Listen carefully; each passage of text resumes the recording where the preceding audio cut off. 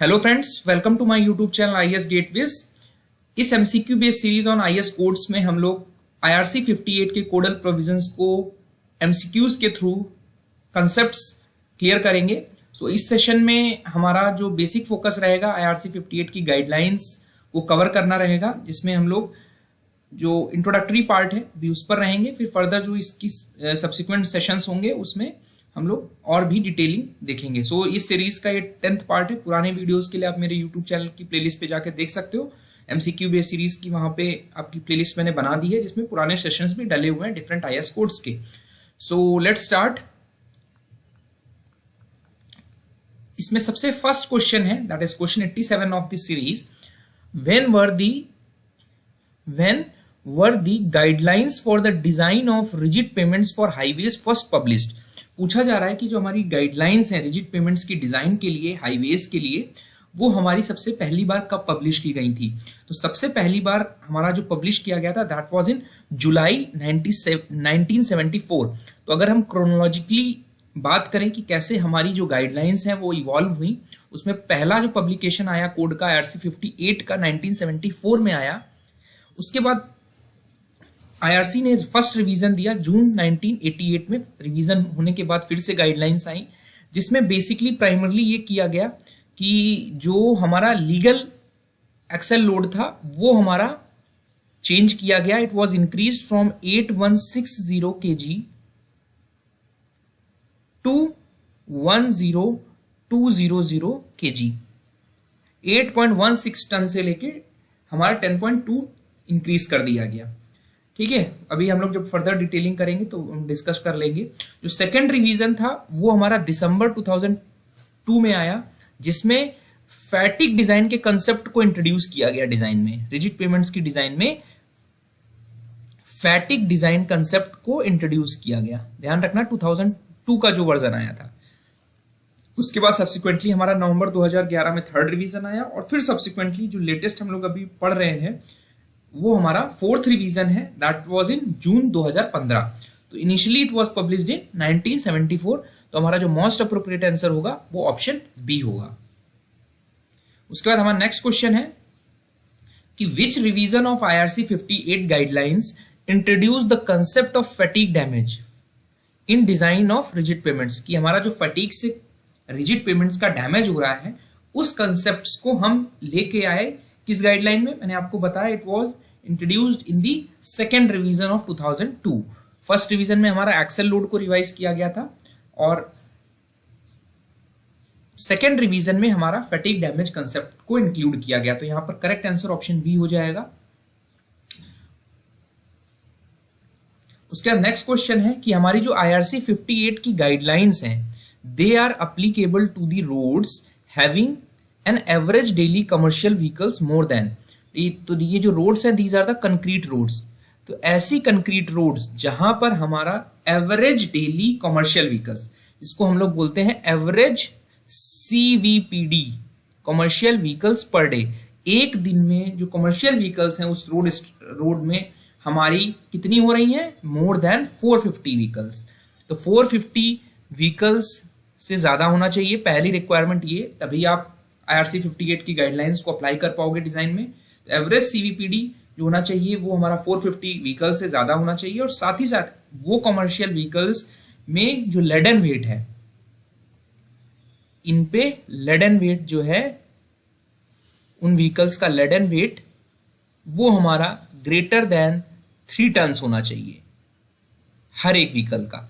Laden wait का मतलब ये है कि कोई भी व्हीकल है उसका खुद का वेट, उसको हम बोलते हैं अनलेडन वेट प्लस जो हमारा पे लोड है। पे लोड का मतलब ये है कि उस व्हीकल पे हम कितना लोड हमने दिया हुआ है, जो सामान लोड किया हुआ है या पैसेंजर्स के फॉर्म में जो लोड है। तो अनलेडन वेट उसका व्हीकल का खुद का वेट प्लस पे लोड, इन दोनों को मिला के हमारा लेडन वेट आता है। यानी पूरे व्हीकल का जो वेट है अलॉन्ग विद द जो पैसेंजर या आपका गुड्स का लोड है उसको मिला के जो वेट है वो 3 टन से उस कमर्शियल व्हीकल का ज्यादा होना चाहिए। तो ऐसे व्हीकल्स हमारे 450 से ज्यादा होने चाहिए। तो यहां तब हम इन गाइडलाइंस को डिजाइन के लिए, कंक्रीट पेमेंट्स के लिए, रिजिड पेमेंट्स के लिए यूज कर सकते हैं। ऐसा आईआरसी 58 ने एज्यूम किया अपनी डिजाइन कंसिडरेशंस में। तो यहां पर ऑप्शन बी हमारा करेक्ट आंसर होगा कि CVPD should be more than 450 and laden weight should be exceeding 3 tons. Because कोई भी जो डिजाइन प्रिंसिपल्स हम देते हैं they always come with certain assumptions, we have to set some standards. तो यहाँ पे IRC 58 ने सेट किया कि हमारा 450 व्हीकल्स से ज्यादा होना चाहिए कॉमर्शियल व्हीकल्स एवरेज डेली, और उन पे जो टोटल वेट है उन व्हीकल्स का, ग्रॉस व्हीकल वेट भी बोल सकते हैं लेडन वेट को, वो 3 टन से ज्यादा होना चाहिए। उसके बाद हमारा पूछा गया कि विच गाइडलाइंस में be referred to for design of low volume rural roads. Rural roads हमारी वो रोड्स होती हैं basically low to moderate capacity की रोड्स होती हैं जो कि अर्बन बाउंड्रीज के बाहर होती हैं, ठीक है। तो ऐसे रोड्स को डिजाइन करने के लिए specially which are low volume हम यूज करते हैं IRC SP 62, ठीक है। तो आप याद रखिएगा IRC SP 62 is used for the design of low volume roads, ठीक है। Like these are shown in the pictures and this is the reference of the code where he has referred that IRC SP 62 is referred for the design of low volume roads. उसका next question है, this is very very important and interesting question. As per latest guidelines of IRC 58, latest guidelines की बात कर रहा है, तो latest guidelines हमारे पास जो available है that is of 2015 which is the 4th revision. उसमें पूछा गया है कि legal axle load हमारा tandem axle के लिए, दो वर्ड टर्मिनोलॉजी है, legal क्यों बोल रहे हैं, लीगल इसलिए बोल रहे हैं because it is legally permitted, that is binded by the law, ठीक है। अगर इससे ज्यादा आप लोड कैरी करोगे तो आपके अगेंस्ट में जो लॉ एक्ट्स हैं जो punishable offence, it will be treated as a punishable offence और उसको लीगली आपको फिर टैकल किया जाएगा, ठीक है। तो लीगल वर्ड इसलिए आया। और टेंडम एक्सेल दूसरा टर्मिनोलॉजी है, इसको भी हम लोग देख लेते हैं। और इंडिया की बात कर रहा है बिकॉज अलग अलग कंट्रीज में ये लीगल एक्सेल लोड जो वहां के लोकल जो एक्ट्स हैं वहां से गवर्न है। तो जो मिनिस्ट्री ने जो बेसिकली IRC 58 में जो रिकमेंडेशंस दी वो लीगल एक्सेल लोड के लिए क्या दिया कि मैक्सिमम अलाउबल लोड। तो एक्सेल लोड का मतलब ये एक्सेल है सपोज, ठीक है, जिसमें बेसिकली ये व्हीकल जो व्हील्स हैं, सेट ऑफ व्हील्स हैं, इसमें 2 व्हील्स हो सकते हैं, 4 व्हील्स हो सकते हैं। तो एक एक्सेल पे मैक्सिमम अलाउबल लोड कितना है, मैक्सिमम इसको ऐसे डिफाइन करेंगे, it is a maximum allowable load and this is a axle load जो एक्सेल पर आ रहा है on the roads without causing damage, ठीक है, ताकि रोड का डैमेज भी ना हो, without causing damage to the roads and this is bounded by law, ठीक है। That has to be legally followed, otherwise legal action will be taken against the driver and the उसका जो मालिक है। तो आपको इस लोड से ज्यादा लोडिंग अलाउ परमिट नहीं करनी है, ठीक है। तो लीगल एक्सेल लोड ये हो गया। अब आते हैं depending upon the type of axles. 3 category के हमारे पास एक्सेल्स हैं। पहला एक्सेल है हमारा सिंगल एक्सेल,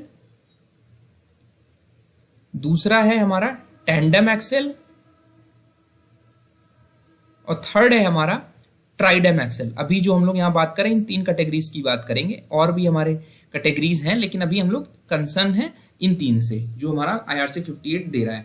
तो सिंगल एक्सेल का मतलब ये हुआ कि एक एक्सेल है हमारा, उस पर 2 साइड हमारे व्हील्स हैं, हो सकता है यहाँ पे ग्रुप ऑफ व्हील्स भी हो, ठीक है। तो डुअल व्हील असेंबली भी हो सकती है सिंगल एक्सेल में और सिंगल व्हील असेंबली भी हो सकती है।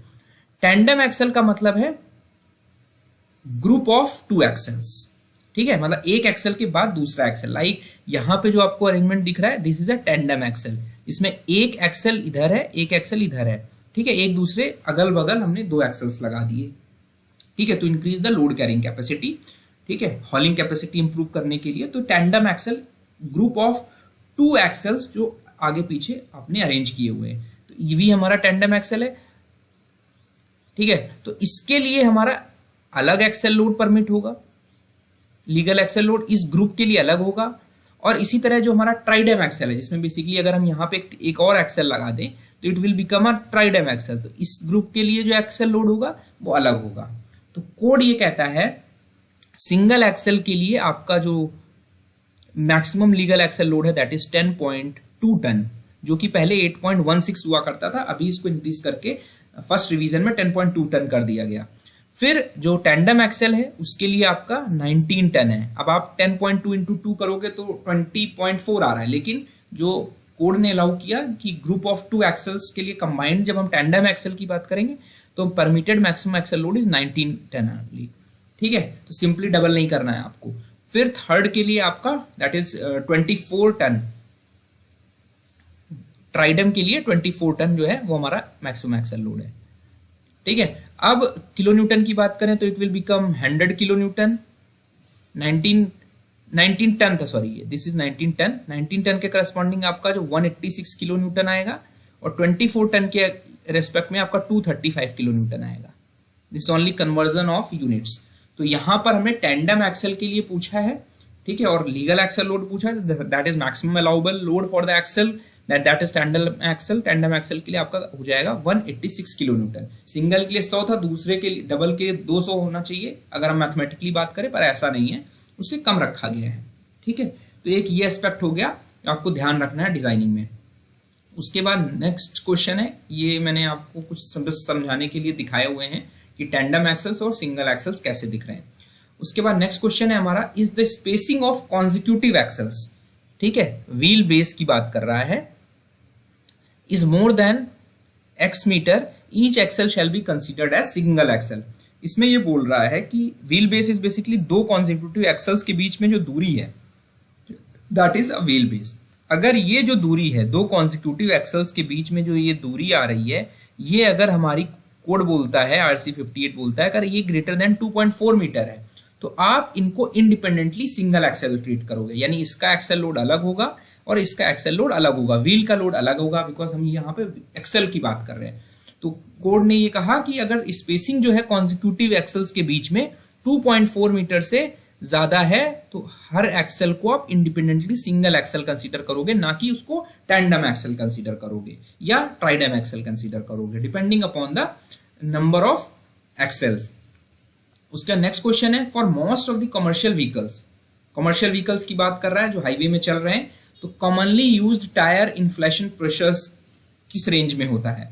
ठीक है, तो आपने देखा होगा जो भी लोग गाड़ी ड्राइव कर रहे हैं तो tyre inflation pressure is basically कि जो हमारी टायर के अंदर एयर फील्ड है वो कितना प्रेशर हमारी टायर की वॉल्स पे एक्सर्ट कर रही है।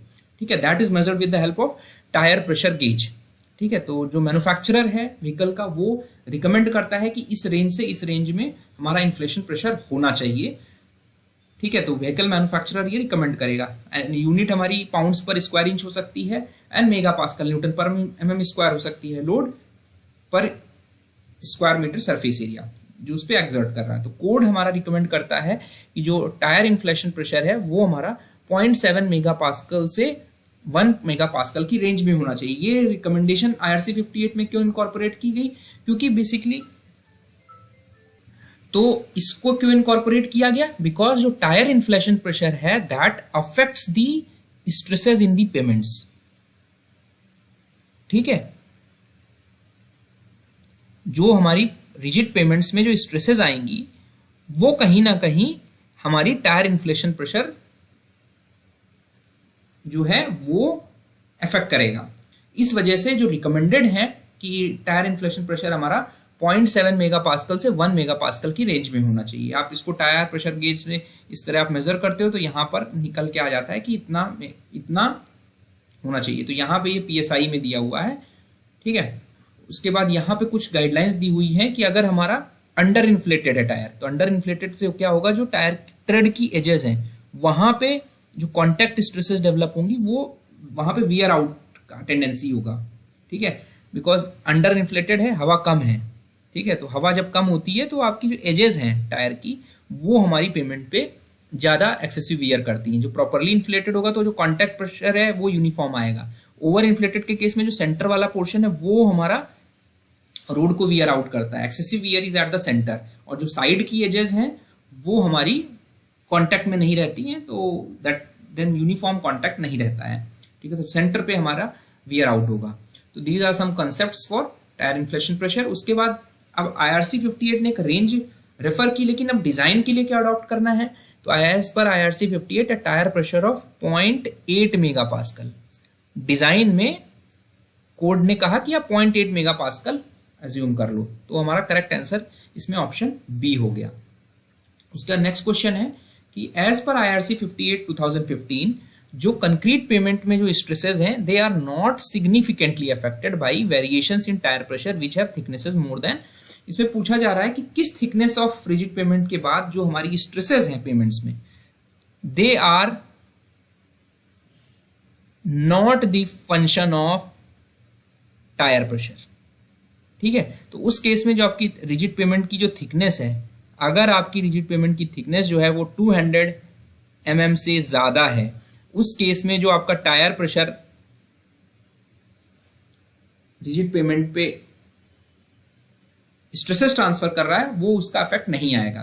जो पेमेंट्स की जो स्ट्रेसेस हैं, जो इसके अंदर की जो स्ट्रेसेस हैं पेमेंट्स की, वो हमारी इंडिपेंडेंट हो जाएंगी, बहुत ज्यादा उन पे इफेक्ट नहीं आएगा। तो ये इंपॉर्टेंट चीज है। This is based on the experimental investigations, researches perform की गई, जिसमें देखा गया कि अगर हमारा जो थिकनेस है पेमेंट की 200 से ज्यादा हो जाती है, यानी 20 सेंटीमीटर से ज्यादा हो जाती है, तो जो स्ट्रेसेस है पेमेंट्स की वो आपकी सिग्निफिकेंटली इफेक्ट नहीं करती अगर आप टायर प्रेशर को वेरिएट करोगे।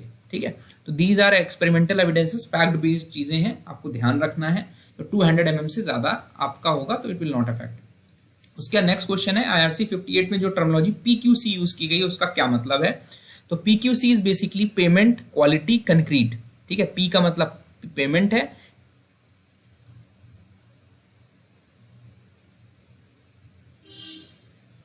ये एक्चुअली यहां पे मैंने गलत लिख दिया, इट इज पेमेंट क्वालिटी, ध्यान रखना है, it is payment quality not quantity, it is payment quality concrete.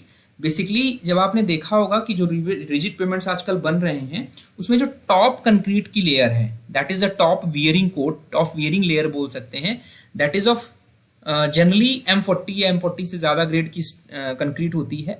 Because of high wear rate हमने क्या किया, इसको स्पेशली डिजाइन किया कंक्रीट की लेयर को, which acts as a wearing coat, wearing layer for the construction of concrete roads. तो generally जो इसकी जो डिजाइन स्पेसिफिकेशंस है ये हमारी IRC 15 से गवर्नड है। तो IRC 15 जब हम लोग डिस्कस करेंगे तो will discuss the what are the recommendations, what are design specifications जो PQC के लिए आपको ध्यान रखनी है। तो जनरली देखा गया है कि जो थिकनेस है वो हमारी 180 mm से 300 mm की रेंज में होती है, जो ये हमारी टॉप की जो लेयर है। तो this is basically payment quality concrete. ठीक है, पेमेंट क्वालिटी कंक्रीट।